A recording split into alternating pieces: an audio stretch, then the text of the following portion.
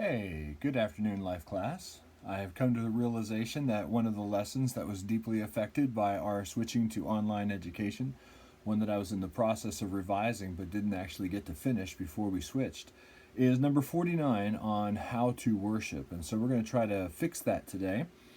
And so if you have not done these notes, then you're going to need what I'm about to share with you for those notes. If you have already started it, that's what you need. And if you haven't started them, you're going to need this video and the other one on how to worship. So we'll call this one How to Worship Part 2, but it's meant to fill in the blanks on those ones that I did not include in the revision.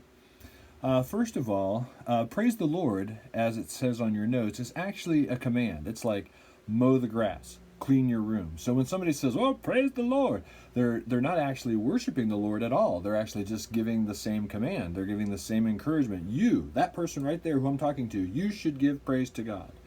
That's what we mean when praise the Lord. Somebody should speak up and say something. If you've known the Lord, if you've encountered him, then you need to worship him. Tell us how he's worthy of worship. In fact, the word that we use in English, worship, comes from an English word, worthship. It's an Old English word, and it means to assess the value of something or to ascribe the worth of something. I used to have a big comic book collection, and there would be times when a guy wanted way more for a comic book than I was willing to pay, and in my eyes, it wasn't worth it. So I was willing to pay less because that comic was worth less to me. And if I was willing to pay more, it was because there was something unique or special or rare about that comic that I was willing to pay a little bit more for.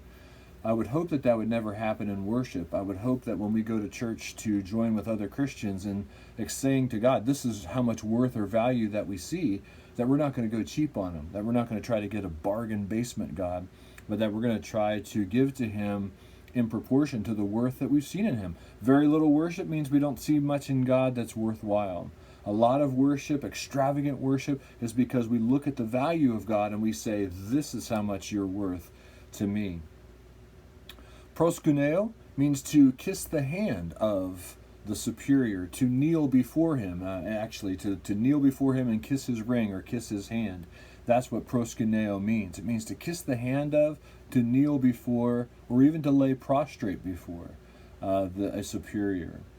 Latreo means to serve, to wait on, to minister to. And so when we talk about serving the Lord or waiting upon the Lord, it's actually a term of worship, and that's what's used there, to minister to him. We sometimes go to church so that we can get something out of it. That's not actually why we're there. We're actually there to get together with other Christians and corporately to tell God, this is what you mean to us. This is how special you are to us.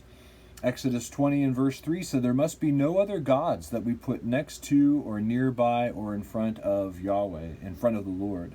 Sometimes we can make ourselves God, and we'll say things like, I didn't get anything out of worship today. Well, you're not a God. That's why you didn't get anything out of it. You are a worshiper, so you come to give to serve someone else. If the worship team is there to serve you, then that means you've set yourself up on the throne, and you didn't get anything out of worship because we weren't talking to you. We were talking to the real God. John 4, verses 23 and 24, Jesus said that those who worship the Father must do so in spirit and in truth. Not necessarily with music. We have somehow managed to bring worship down to singing. I still remember a time when a girl came into the office, when there was an office in my classroom for the director of spiritual life. They came into my office and said, what's this crap, pardon my language, what's this crap I hear about there being no worship today?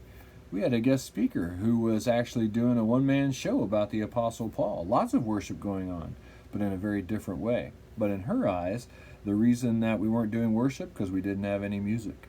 But that's not exactly what Jesus says there, is it? He says that this is the kind of worshipers that the Father seeks. So when I think about seeker-friendly services, the seeker-friendly service has nothing to do with the people that come in. That makes them the God, and we want them to be comfortable. We want to be friendly to the seeker of the church. But the fact is that the Father is the one who is seeking the worship. He said those who worship him must worship him in spirit and in truth. That's the kind of worshipers the Father seeks. So if we're going to do seeker-friendly worship, we're going to see whether or not my worship is pleasing to God, not pleasing to the people in the pews. In fact, God is the only seeker in the worship service, not the person. We come to give. We didn't come to seek. We came to give to God. And God is the only seeker in a seeker-friendly service. So that phrase or that title is actually a misnomer. If I make my service seeker-friendly, then the attention is going to be all on God and not on the people who are showing up to give worship. Romans 3 verses 10 and 11 says that no person actually seeks for God in their sin.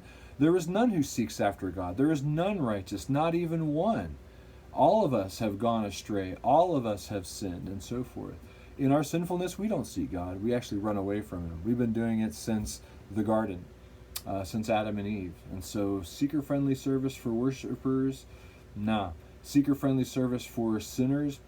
Hardly. Seeker-friendly service for God? Yes. Therefore, give him worship in spirit and in truth. That's the kind of worship the only seeker in the worship service who matters desires. If you go to the bottom of your page, you'll see that worship without music comes from Psalm 29 and verse 2, that we can ascribe to the Lord the glory that is due his name. Give him glory, give him honor. Tell somebody next to you how great God is and what God has done for you. That's what it means to give glory to somebody. Hey, if I told you what God has done for me, let me tell you. That's what worship is. I'm expressing to you the glory that is due to God. I'm telling others how great my God is. Ephesians 5 verse 21, we submit to one another out of reverence for Christ. So I don't have to be there to get my will be done. I'm there to do God's will. But when I submit to you and you submit to me, we submit to one another out of reverence for Christ. I don't do it because you're superior. I don't do it because I'm superior. I do it because he is superior. And because I reverence him, I can submit to you. Because you reverence him, you can submit to me. Hebrews 12:28, we are to offer acceptable worship with reverence and awe. Is that how our churches do worship? In your congregation, in my congregation, is that what we do? Do you get the sense that there is a majesty to God, a wonderfulness to God, an awesomeness to God? Do you get the sense that there is something grand and mysterious and larger than life and uncontrollable and untamable? Do you ever get the impression that you're in a dangerous place when you're giving worship? Truth be told, if we see God rightly, we ought to be terrified of the fact that we are in the presence of a mighty God. If he's cuddly like a teddy bear, chances are we haven't read our Bibles lately, because anytime somebody's encountered God, really encountered God, it left them petrified. They might have even wet themselves. I mean that in the nicest, most holy way possible. But when somebody truly meets God, it's a terrifying experience. Something to think about. You have lots of time since we're all quarantined here in beautiful United States of America. How do we give acceptable reverence to God? How do we give him acceptable worship? With reverence and with awe. If your God is not awe-worthy, likely your God is awful. He's a terrible, puny God, and I wouldn't worship him either. And that's why you don't worship him. But if he is a God who is worthy of reverence and awe, we'll give him acceptable worship. Not acceptable to us, acceptable to him. What does God like? What does God want from worship? And then, as we mentioned before in John 4:23 and 24, that we worship him in spirit and in truth. That's the kind of worship that the Father seeks. I want you to be truthful in the worship that you give to me. I want to feel it in my spirit. It's not necessarily an outward action. It's an attitude of the heart. So when I think about the book of Revelation is actually about many things. It's also about the end times and so forth. But in the end, it's actually a book about worship. All of those scriptures that you did in the previous lesson on how to worship all came from the book of Revelation. That's really what the book is about. Look how great God is, and give to him what is appropriate. All right, I'm sorry that I gave you notes and not all the notes, but now you have the notes, so you can go ahead and download the notes for how to worship, lesson number 49. You'll need this video also to help you do those notes correctly. All right, I love you. Have a great week.